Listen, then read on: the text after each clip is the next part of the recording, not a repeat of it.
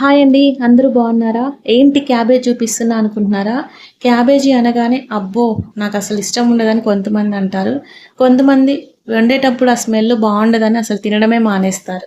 ఎప్పుడు వండినా అదే కర్రీ కదా అనుకుంటూ ఉంటారు. కానీ ఈరోజు నేను చాలా సింపుల్‌గా, టేస్టీగా చేస్తున్న పచ్చడి, క్యాబేజీ పచ్చడి చాలా బావుంటది. ఒకసారి మీరు గనక చూసి ట్రై చేశారంటే ఇంకెప్పుడు అదే చేసుకుంటారు. ఒక చిన్న సైజ్ క్యాబేజ్ తీసుకొని ఇలా సన్నగా తరుక్కోండి.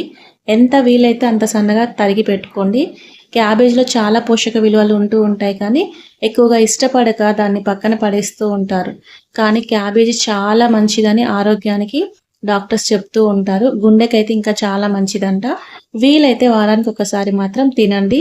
అలాగే ఈ ప్రాసెస్‌లో చేసుకుంటే మీరెప్పుడు పచ్చడి చేసుకున్నా వదిలిపెట్టరు. ఇలా మనం కావాల్సినవి ఏంటి అంటే ఆవాలు, మెంతులు, జీలకర్ర. మెంతులు కాస్త తక్కువ తీసుకొని, జీలకర్ర, ఆవాలు స్పూన్ తీసుకోండి. ఇవన్నీ గూడా 3 ఒకేసారి వేయించి పక్కన పెట్టుకోండి. అలాగే వెల్లుల్లి. ఇలా కొన్ని వెల్లుల్లి తీసుకొని పొట్టు తీసి పక్కన పెట్టుకోవాలి.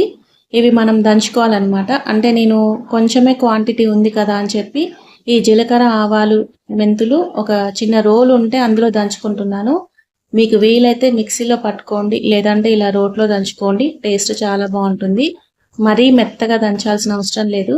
కాస్త కచ్చా పచ్చగా దంచుకున్నా సరిపోతుంది. ఇలా దంచుకున్న తర్వాత మనం పక్కన పెట్టేసి వెల్లుల్లి గూడా ఆల్రెడీ పొట్టు తీసి పెట్టుకున్నారు కదా! ఆ వెల్లుల్లిని గూడా దంచి ఆ ముద్ద గూడా పక్కకు పెట్టుకోవాలనమాట. పచ్చడైతే చాలా బావుంటుందండి. నేనైతే ఇంతకుముందు మా పిల్లలకి ఎగ్గుతో చేసేదాన్ని. ఎప్పుడు ఎగ్గేసి క్యాబేజ్ చేస్తున్నా అని అది గూడా తినట్లేరు.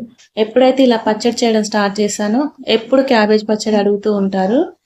ఇలా మనం కట్ చేసి పెట్టుకున్నాం కదా ఆల్రెడీ, ఆ క్యాబేజ్ అంతా కూడా ఒక బౌల్‌లో వేసుకోండి. దానికి తగినంత కారం, అంటే కారం ఇంత, అంత అని కాదు గానీ, నేనైతే హాఫ్ కప్ వేశాను. అలాగే తగినంత ఉప్పు వేశాను. కారం సరిపోలేదంటే మళ్ళీ కలుపుకోవచ్చు. ఏ ప్రాబ్లమ్ ఉండదు. కారం, ఉప్పు, వెల్లుల్లి ముద్ద కొంచెం పక్కకు పెట్టుకోండి. పోపులో కూడా వేసుకోవాలి కాబట్టి కొంచెం జీలకర్ర, మెంతుల పొడి, వెల్లుల్లి ముద్ద వేసి అన్నీ కూడా ముక్కలకు పట్టియాలి.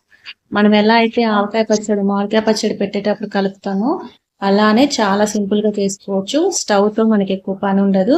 ఇలా కలుపుకుందంతా కూడా పక్కన పెట్టేసి కాసేపు ఈలోపు తాలింపు వేసుకుందాం.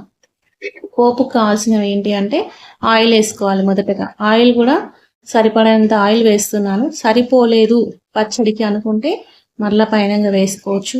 ఏం సమస్య ఉండదు. తర్వాత వెల్లుల్లి, జీలకర్ర, ఎండుమిర్చి, ఆవాలు ఇవన్నీ కూడా వేసుకోవాలి. మనం పోపుకి ఏమేమి వేస్తామో అవి వేసుకుంటే సరిపోతుంది. అలాగే కొంచెం వెల్లుల్లి ముద్ద వేసుకోవాలని చెప్పాను కదా, అది కూడా వేసి కాస్త వేగిన తర్వాత పసుపు, కొంచెం ఇంగువ కూడా వేసుకోండి. టేస్ట్ బాగుంటుంది.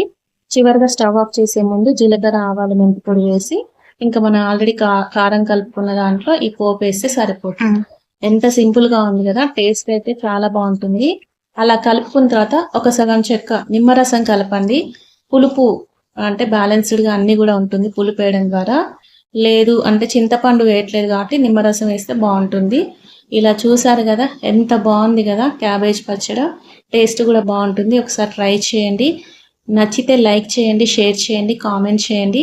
అలాగే మీరు చేశాక టేస్ట్ ఎలా ఉందో కామెంట్ చేయండి. Thanks for watching. బాయ్.